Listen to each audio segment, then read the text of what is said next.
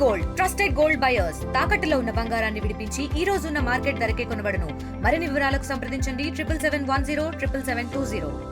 మా భూమి రథయాత్ర 1,00,000 కిలోమీటర్ల రథయాత్రలో భాగంగా ఆదిలాబాద్ పట్టణంలో ఉన్న రిమ్స్ హాస్పిటల్ని సందర్శించడం జరిగింది.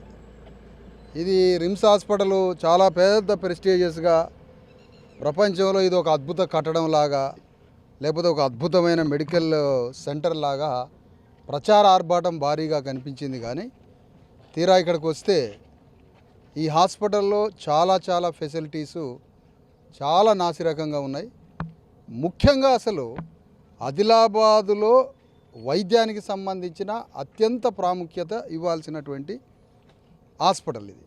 కానీ తీరా ఈ హాస్పిటల్కి వస్తే ఈ ఆదిలాబాద్ ఉమ్మడి ఆదిలాబాద్ జిల్లా మొత్తానికి ఈ హాస్పిటలే దిక్కు.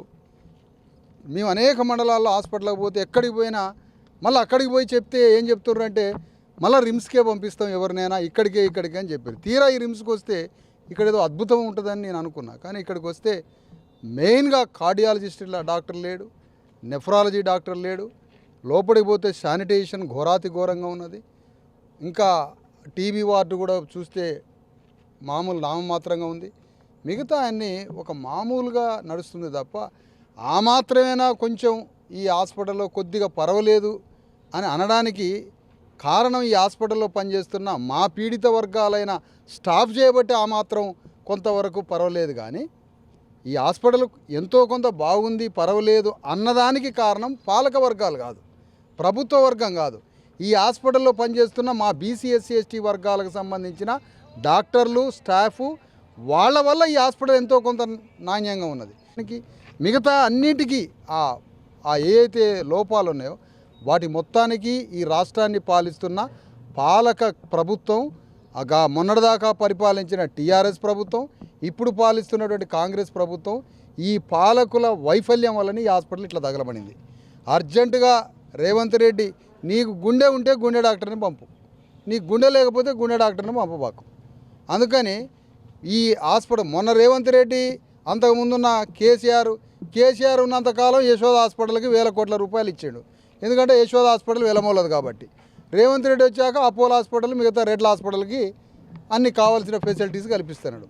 వీళ్ళు కల్పించేది ఒకళ్ళ ప్రభుత్వంలో వెలమ హాస్పిటల్ కార్పొరేట్ హాస్పిటల్కి, రేవంత్ రెడ్డి వచ్చినాక అపోలో హాస్పిటల్లో నాగేశ్వర రెడ్డి ఏఏజీ హాస్పిటల్లో ఈ హాస్పిటల్కి ప్రాముఖ్యత ఇస్తాడు. ఈ హాస్పిటల్లో ఆదిలాబాద్ రిమ్స్ హాస్పిటల్లోనేమో గుండె డాక్టర్ ఉన్నాడు. నిన్న నాగేశ్వర రెడ్డి ఏఏజీ హాస్పిటల్కి పోయి నాగేశ్వర రెడ్డికి భారతరత్న అవార్డు కోసం ప్రయత్నిస్తున్నాడు. వాళ్ళకేం భారతరత్నాలు ఇప్పి, నాగేశ్వర రెడ్డికి ఏం భారతరత్న అవార్డు ఇప్పి, ఈ హాస్పిటల్లో మాత్రం గుండె డాక్టర్ ఉన్నాడు. ఎందుకంటే నీకు గుండె లేదు కాబట్టి, ఈ కాంగ్రెస్ ప్రభుత్వానికి గుండె లేదు కాబట్టి. హృదయం లేని పాలక వర్గం ఇది. హృదయం లేదు వీళ్ళకి. హృదయం ఉంటే ఈ హాస్పిటల్కి డాక్టర్లు పంపవనండి. ఈ హాస్పిటల్ డెవలప్మెంట్కి ఇంకా 100 కోట్ల రూపాయలు కావాలి. ఈ హాస్పిటల్లో అనేక విభాగాలు ఫెసిలిటీస్ కరెక్ట్ ఉండాలి. చిల్డ్రన్స్ డిపార్ట్మెంట్లో ఇంకా డాక్టర్లు కావాలి. ట్రామా సెంటర్లో నైపుణ్యత లేదు. ఇక్కడ ఒక పెద్ద హైవే పోతుంది నాగపూర్ టు హైదరాబాద్. ఇంత పెద్ద హైవే మీద యాక్సిడెంట్స్ అవుతున్నాయి. వాళ్ళని ఇమీడియట్గా కేరింగ్ చేసి వాళ్ళని ఇమీడియట్గా బతికించడానికి ట్రామా సెంటర్లో ఇంకా అనేక ఫెసిలిటీస్ కావాలి. ఇట్లాంటి ఫెసిలిటీస్ అన్నీ కలిపియడానికి 100 కోట్ల రూపాయలు ఇమీడియట్గా యుద్ధ ప్రాతిపదికన ఈ హాస్పిటల్కి శాంక్షన్ చేయాలి. ఇంకా స్టాఫ్ని శాంక్షన్ చేయాలి. శానిటైజేషన్ బాగలేదు, దాన్ని క్లియర్ చేయాలి.